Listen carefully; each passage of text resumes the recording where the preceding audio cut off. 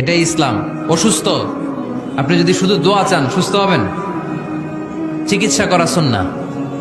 যেই রোগ হয়েছে ওই রোগের চিকিৎসা নেওয়া কি সুন্নাহ। আল্লাহর হাবিব অসুস্থ হলে চিকিৎসা নিতেন।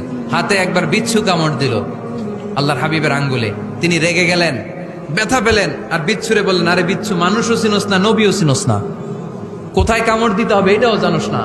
কিন্তু কামড় যখন দিয়ে ফেলছে বিশ্বনবী ব্যথা পাচ্ছেন। বিশ্বনবী সূরা ইখলাস পড়ে ফাতিহা পড়ে ফু দিতে লাগলেন। আর আম্মাজান আয়েশাকে বললেন, লবণের পানি গরম দিয়ে ঢালতে থাকো। আম্মাজান আয়েশা লবণের পানি আনলেন। লবণের গরম পানির ভেতরে সোডিয়াম ক্লোরাইড আছে, ন্যাচারাল পেইন কিলার, ব্যথা নাশ করে। আম্মাজান আয়েশা গড়গড় করে লবণের পানি ঢালতে লাগলেন। আল্লাহর হাবিব কোরআন পরে ফু দিতে লাগলেন। পানি ঢালা শেষ, গড়গড় করে লবণের পানি ঢালা শেষ, বিশ্বনবীর দোয়া পড়া শেষ, এর মধ্যে আঙ্গুলের ব্যথাও শেষ। কারণ দুইটার সমন্বয় হয়েছে, দোয়াও আছে, দাওয়াও